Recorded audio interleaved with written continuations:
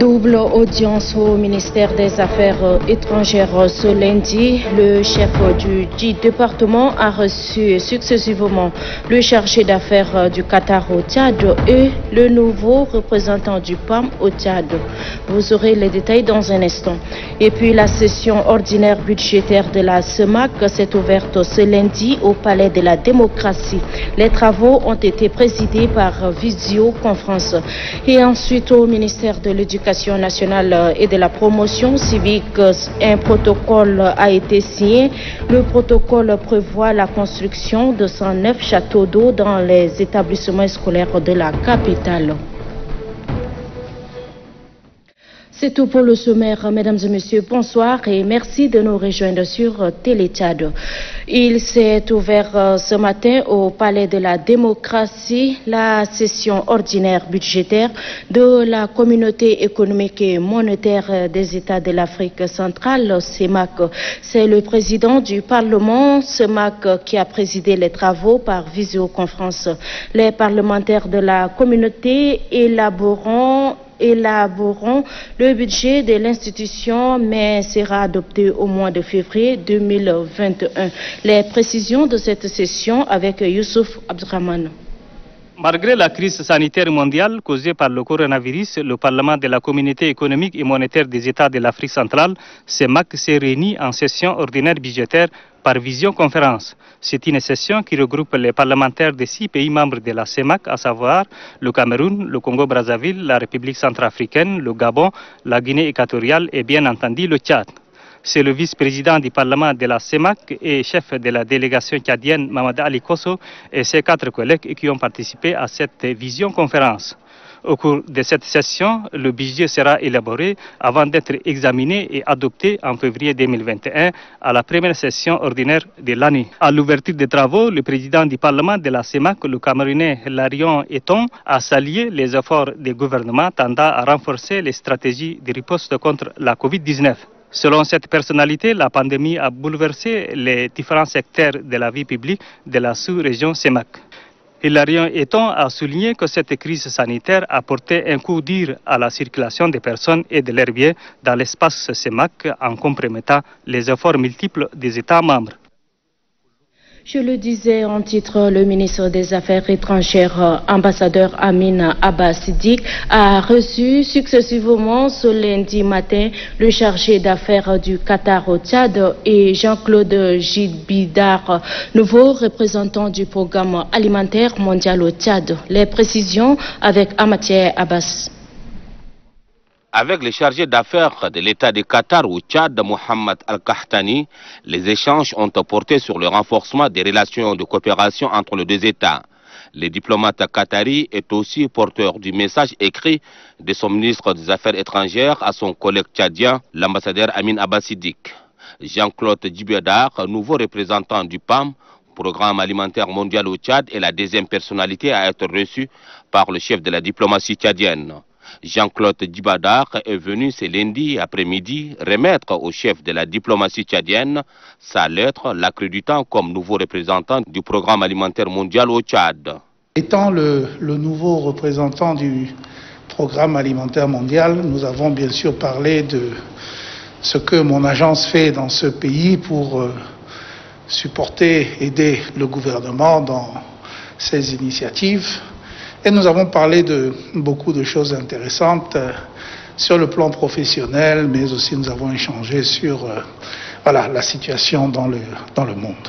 Pour rappel, le prix Nobel de la paix de l'année en cours a été décerné au programme alimentaire mondial pour ses efforts dans la lutte contre la faim. Pour le nouveau représentant de cette organisation onusienne au Tchad, ce prix est le résultat d'une lutte commune. Le ministre tchadien des Affaires étrangères, l'ambassadeur Amin Abbas Siddique, s'est félicité du travail abattu par l'organisation sur le territoire tchadien et a réitéré l'appui du gouvernement tchadien pour accompagner le PAM dans ses activités sur le terrain. Et puis demain 13 octobre 2020, le monde va célébrer la journée internationale de prévention des catastrophes. À cette occasion, le ministre de l'Aménagement du territoire a fait une déclaration. Je vous invite à le suivre. Le Tchad, à l'instar des autres pays du monde, célèbre la première fois la journée internationale de réduction des risques de catastrophes placée sous le thème la gouvernance du risque de catastrophes. Le choix de ce thème n'est pas fortuit, car cette année, la pandémie du coronavirus a endeuillé beaucoup de familles dans le monde.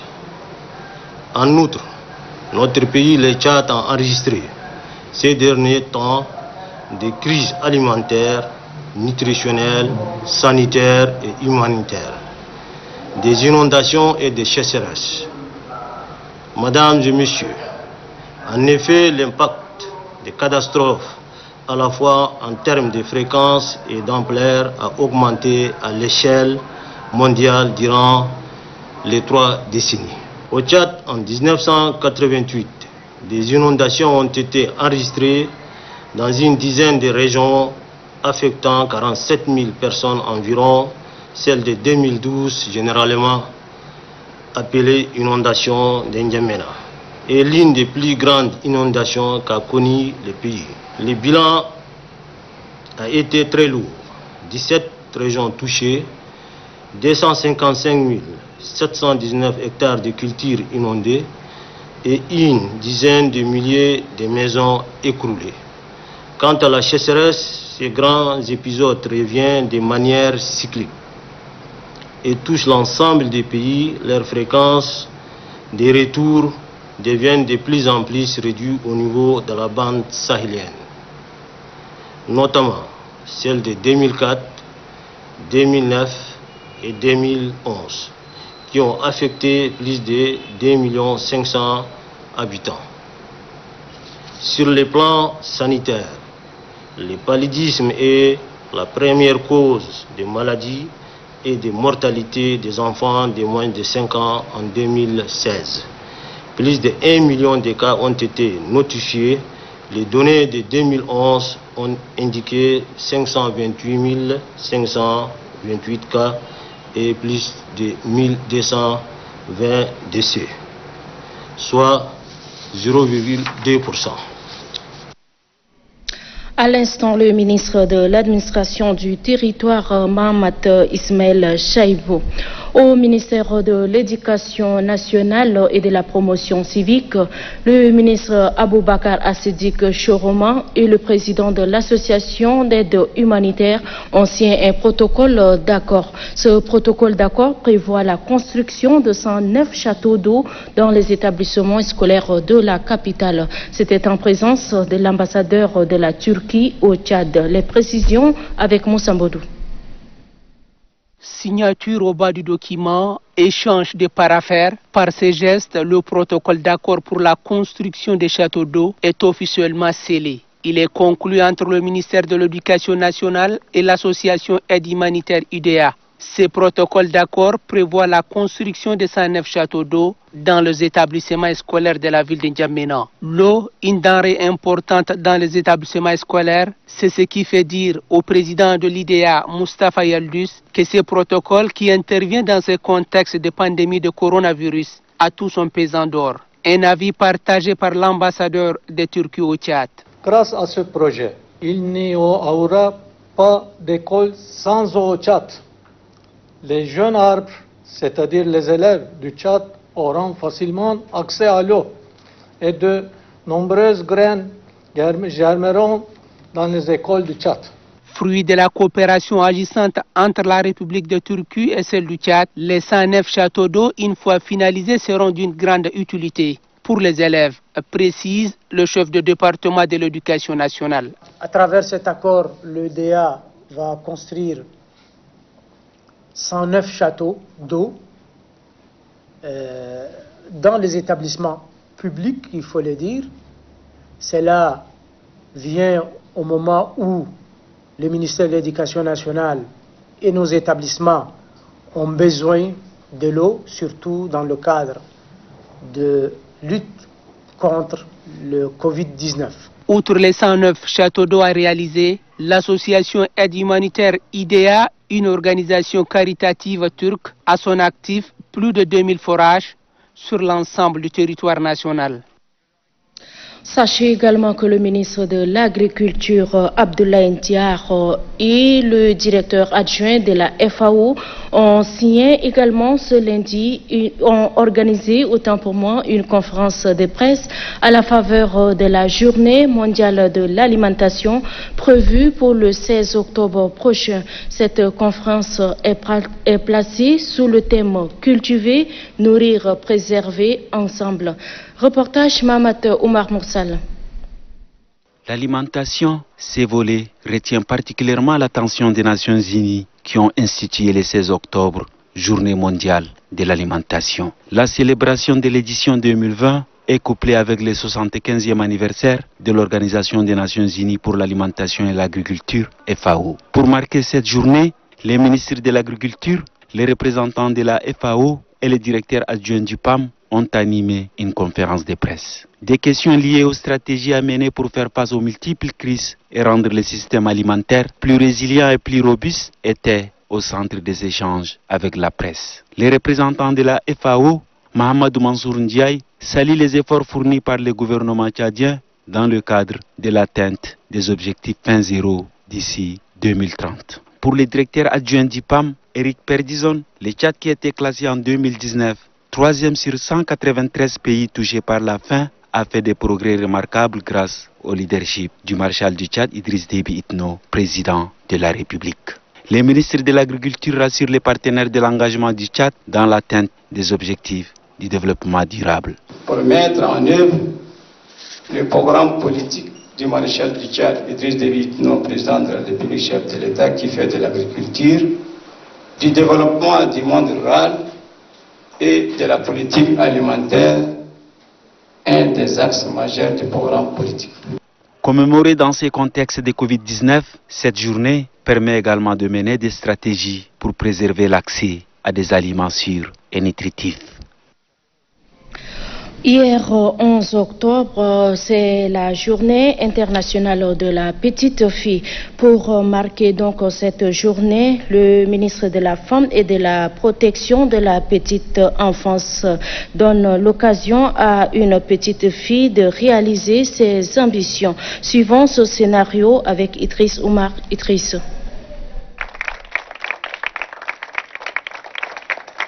C'est sous les ovations de ses camarades que la petite Nagertiga Togiamari quitte la salle de classe pour assurer les fonctions de ministre de la Femme et de la Protection de la petite enfance en cette journée du lundi. Dans ce scénario, pour marquer la journée de la petite fille, voici cette fillette dans son cabinet comme un vrai membre du gouvernement en pleine activité.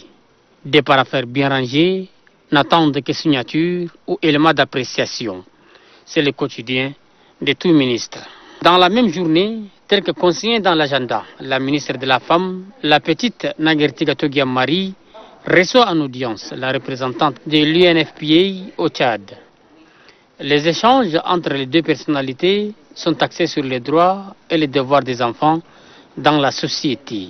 Quand nous parlons de droits, ce n'est pas une manière d'amener les adolescents à se révolter, mais c'est à bénéficier au même titre que les garçons de leur âge des dispositions qui existent dans les politiques et programmes des gouvernements pour accéder à l'école, pour accéder à une éducation de qualité, poursuivre les études, exploiter tout le potentiel qui existe au niveau du pays. La ministre de ce lundi a inscrit dans son plan d'action une action prioritaire, lutter pour le respect des droits des enfants et particulièrement de la petite enfance. Maintenant, je vais devenir ambassadrice pour aider les jeunes filles de mon quartier et de l'école à assister à tous les privilèges que j'ai aujourd'hui, d'aller à l'école. Permettre aussi à la jeune fille de se dilater, de se sentir bien entre les autres élèves. Ce rôle permet à la femme d'assurer le rôle des hommes. Célébrée tout le mois d'octobre de l'année, la journée de la petite fille, édition 2020, a mis un point d'honneur sur les droits de la petite fille. Et puis le ministre du Développement touristique, de la Culture et de l'Artisanat, Patalégio, a fait un point de presse ce matin. Point de presse relatif à sa visite sur les sites touristiques. Extrait. J'ai eu le plaisir, à l'occasion de cette sortie, de visiter des endroits potentiellement riches en curiosités touristiques et un cadre idéal de retraite pour le tourisme d'affaires.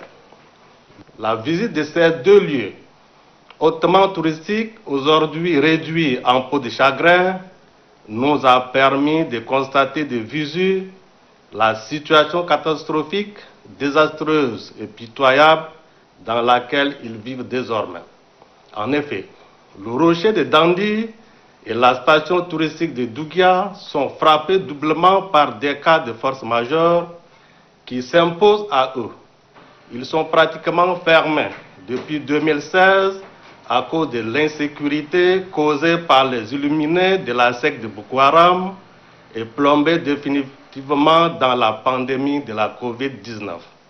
À ce jour, en dehors de quelques personnels d'appui qui tentent d'assurer la maintenance et l'entretien des installations, aucun touriste ne fréquente ces cadres et aucune activité n'y est programmée.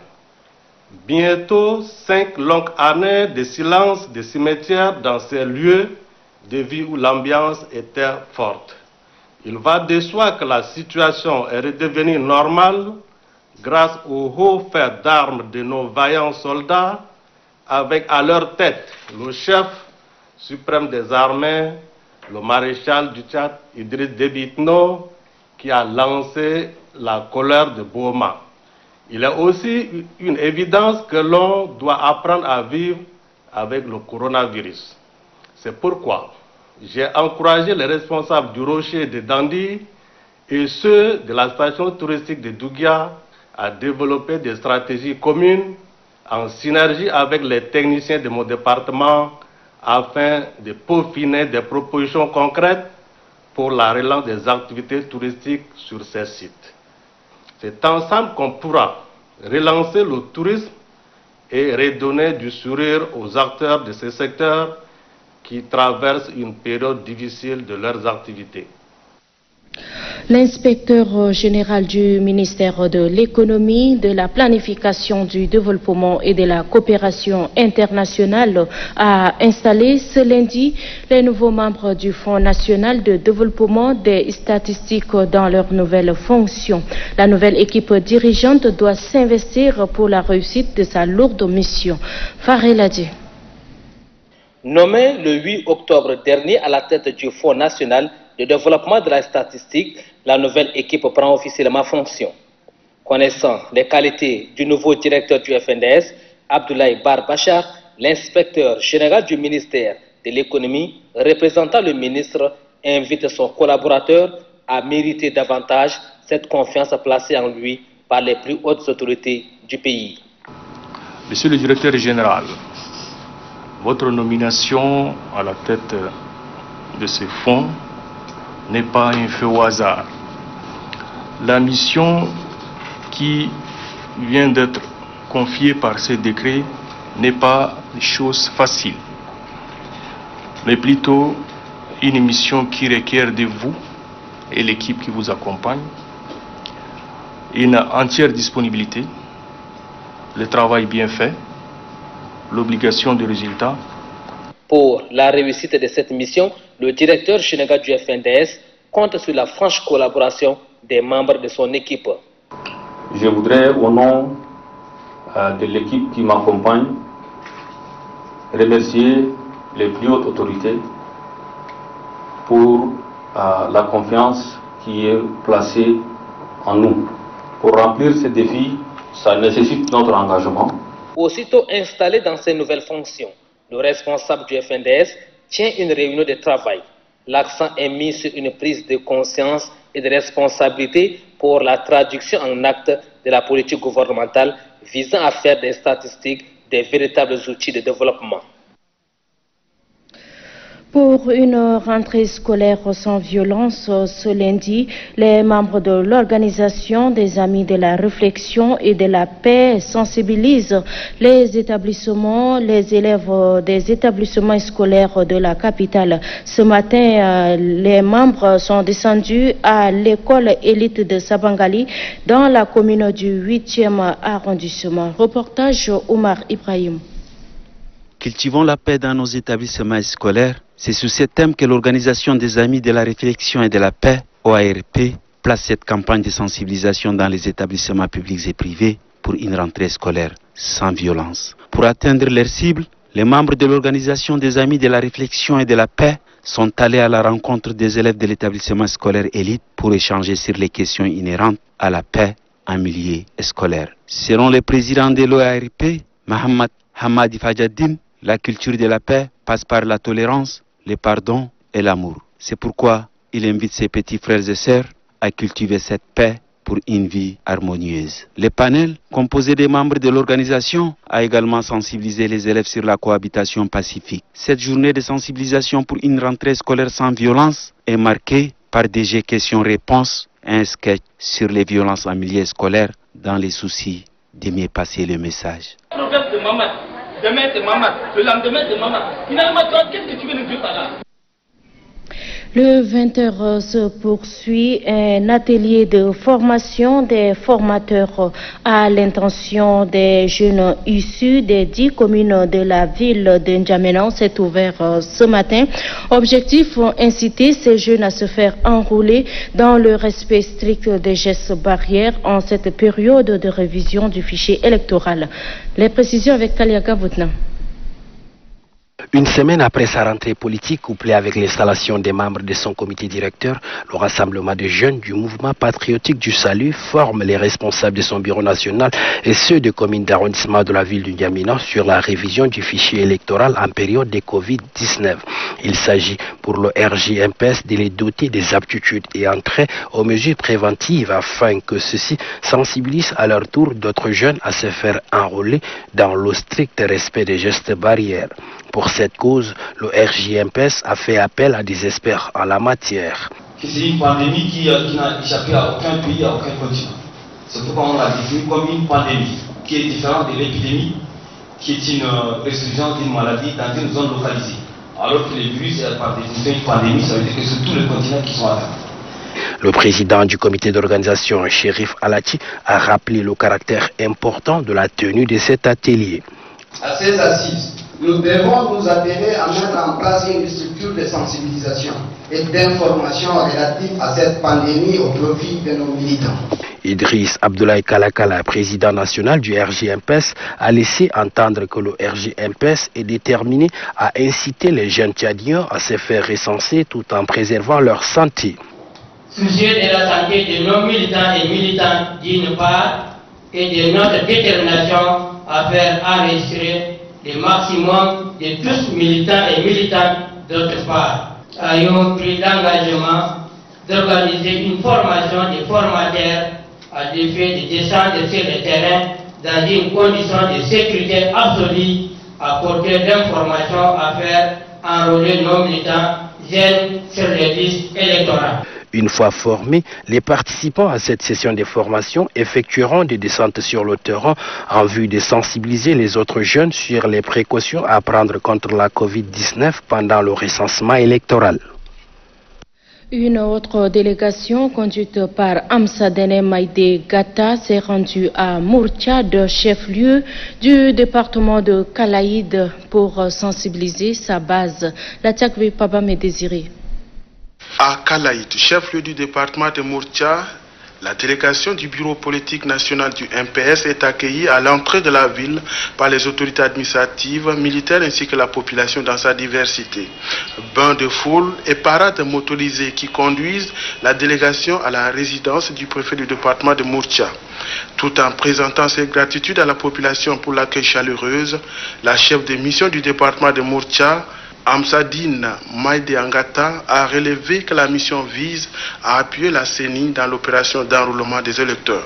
Le préfet du département de Mourtchad, Bokit Khamis Guiri, promet relayer l'information en vue d'un recensement massif de la population de sa circonscription administrative. Une assurance réitérée par le député de la province de l'Enedi-Ouest, Hamid Kodia Mustafa. Après cette session de travail avec les différentes couches socio-professionnelles de Kalaït, la délégation a pris la direction de Fada, chef-lieu de la dite province, deuxième étape de la mission. Et puis les membres du bureau politique national pour le département de Fouli, province du Lac, se sont rendus à Liwa, chef-lieu de la province conduite par Adoum Forte Amadou. La mission sensibilise les militantes et militants sur l'importance de la révision du fichier électoral. Mamad Seyd Abakar.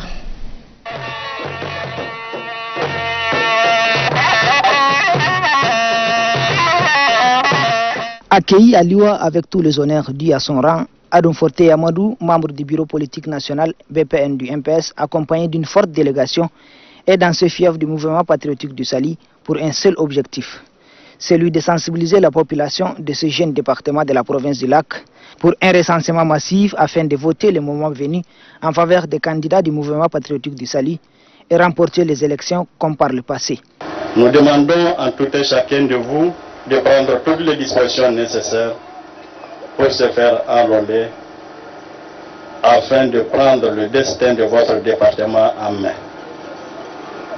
C'est ça, le recensement qui puisse vous permettre d'aimer d'avoir votre député, vos conseillers et de choisir librement les hommes et les femmes qui seront à la destinée de votre pays.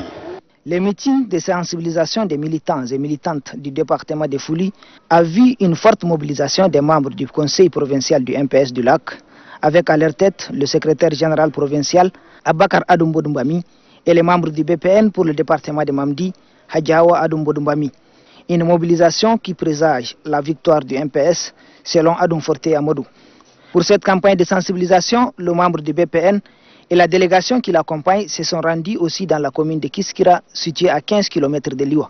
Ils ont visité les sites retenus pour l'enrôlement biométrique, question de s'assurer du bon déroulement de l'opération de révision du fichier électoral. Après la visite, ils se sont arrêtés au domicile du chef de canton de Kiskira, Abakura Abba Ali, pour présenter leurs condoléances suite à la disparition de l'ancien ministre délégué chargé de réformes administratives, Malumbomi Hissène. Un décès survenu à Bol le 24 septembre dernier.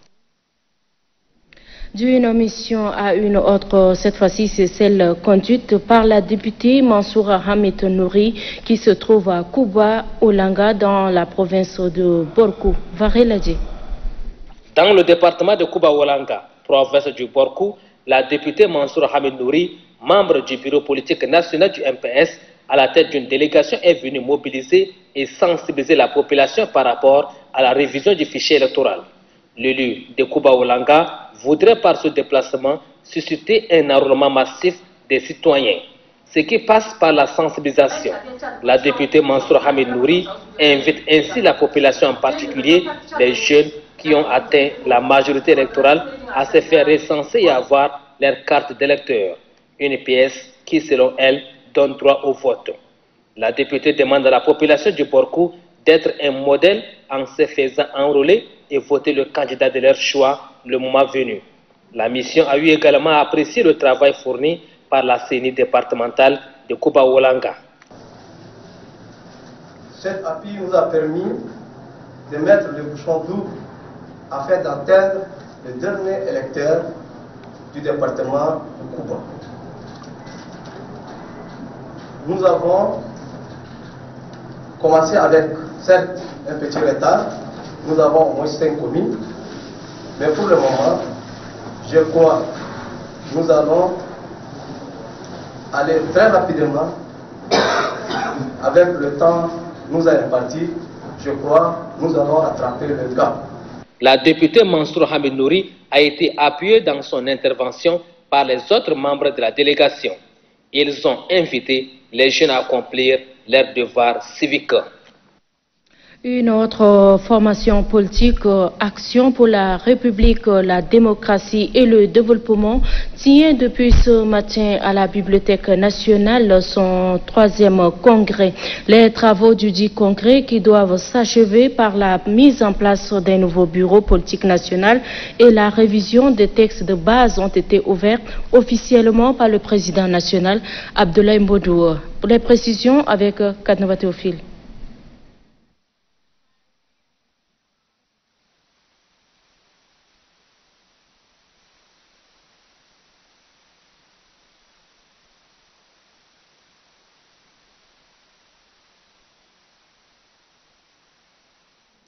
Toutes nos excuses pour cette imperfection, nous y reviendrons plus en détail dans nos prochaines éditions. Une autre formation politique encore, à savoir le RDP, a fait un point de presse par la voix de son secrétaire fédéral. Un point de presse pour appeler ses militantes et militants à se faire enrôler. Suivez. Il nous souvient tous que les derniers recensements électoraux date de 2015. À ce jour, plusieurs citoyens ont subi des mutations sociales. Les adolescents qui n'avaient pas, en ces temps, l'âge de la majorité l'ont atteint aujourd'hui. Il y en a ceux qui ont recouvert leurs droits civiques et politiques. D'autres ont acquis la nationalité tchadienne et bien d'autres. Mais aussi, au cours de ces 5 dernières années, il y en a ceux qui ont également perdu leurs droits civiques et politiques. Il y a des décédés, ceux qui ont changé de résidence. C'est ainsi que, pour organiser une élection inclusive, le gouvernement de la République du Tchad et les acteurs politiques avaient à leur tête la Commission nationale indépendante, CENI, ont décidé de la révision du fichier électoral pour prendre en compte tous ces citoyens. Le RDP, en tant que parti responsable, souscrit à cette logique en mobilisant ces fédérations de l'intérieur et celles de la diaspora à cet effet. Monsieur le Président du comité, Mesdames et Messieurs les coordonnatrices des femmes et coordonnateurs des jeunes, vous avez la lourde responsabilité de veiller à une inscription massive de vos concitoyens sur les fichiers électoraux pour les élections à venir. Le mouvement pour l'unité et le renouveau a fait également un point de presse ce matin pour inviter sa base à l'enrôlement biométrique. Extrait. Suite à l'opération de révision du fichier électoral organisée par la Commission électorale nationale indépendante CENI, le mouvement pour l'unité et le renouveau MUR invite toute la population tchadienne en général et ses militants et militantes en particulier à s'inscrire massivement sur la liste électorale. L'année 2021 qui va commencer bientôt sera une année charnière, voire une année de grands défis électoraux. L'enjeu est de taille. C'est pourquoi j'invite tous les militants et toutes les militantes du MUR à bien se préparer pour être à ce rendez-vous de l'histoire de notre pays. J'exhorte donc chacun et chacune de vous à se faire enrôler correctement par les différentes missions d'enrôlement de la CENI dépêchées dans nos villes et campagnes. Car un parti politique dont les membres ne sont pas recensés est une coquille vide. Pire encore, un tel parti politique n'a pas sa place sur l'arène politique. Le mouvement pour l'unité et le renouveau MUR rassure le maréchal du Tchad Idriss Déby Itno de l'engagement et de la disponibilité de ses militants et militantes à œuvrer inlassablement à ses côtés pour le triomphe des nobles idéaux de paix, de concorde nationale et de bonne gouvernance qu'il incarne en cette ère de la 4e République en vue de remporter des victoires encore plus éclatantes lors des consultations électorales qui pointent Je l'annonçais tout à l'heure, l'Action pour la République, la démocratie et le développement ARD tient son 3e congrès depuis ce matin à la Bibliothèque nationale. Les travaux doivent s'achever par la mise en place d'un nouveau bureau politique national et la révision des textes de base. Les travaux ont été également ouverts par le président national, Abdoulaye Mbodou Bami. Kadnouba Théophile. L'Action pour la République, la démocratie et le développement, l'ARD, affiche ses armes pour les batailles politiques qui pointent à l'horizon. Cela se matérialise par la tenue de ce 3e congrès ordinaire du parti dont le thème est l'ARD face aux défis des futures échéances électorales. Selon le président du comité d'organisation, Mbaïkoula Juda, toutes les dispositions sont prises pour permettre aux participants de pouvoir travailler dans des conditions optimales afin d'atteindre les résultats escomptés. Le président de l'ARD a quant à lui appelé les congressistes à plus d'engagement dans leurs débats afin d'adapter les textes aux réalités actuelles. Depuis notre congrès ordinaire, notre pays a connu beaucoup de changements et d'évolutions qui nécessitent de nouvelles stratégies pour faire face aux nouveaux enjeux du monde. Ces nouveaux enjeux nous imposent d'avoir la capacité à se renouveler, car pour prétendre renouveler la société, il faut être capable de se renouveler soi-même. C'est pourquoi nous sommes amenés à adapter au cours de ce congrès nos textes à la réalité du moment. Les travaux qui sont axés sur la révision des textes de base, les stratégies de sensibilisation et de mobilisation des militantes et militants seront sanctionnés par la mise en place d'un nouveau bureau politique national. Et enfin, la situation épidémiologique de la maladie à coronavirus de ce lundi 12 octobre 2020. 220 échantillons analysés, 4 cas confirmés, 2 au Moyen-Chari, 2 au Logone oriental, tous sont contacts des précédents cas. 2 guéris portant le total à 1117, 0 décès, total de décès 92, 99 malades sous traitement. Le nombre de cas confirmés depuis le 19 mars 2020 est de 1308 répartis dans 17 provinces. La coordination nationale des ripostes sanitaires invite la population à rester sereine, solidaire, vigilante et rappelle au respect strict des mesures barrières, notamment la distanciation physique. En cas de signes tels que fièvre, toux, éternuement et difficultés respiratoires, appelez gratuitement le 1313. Le coordonnateur national des ripostes sanitaires, professeur Choua Ouchemi. Sur ce se referme cette édition. Mesdames et messieurs, merci de l'avoir suivi. Prenez soin de vous. Bonsoir.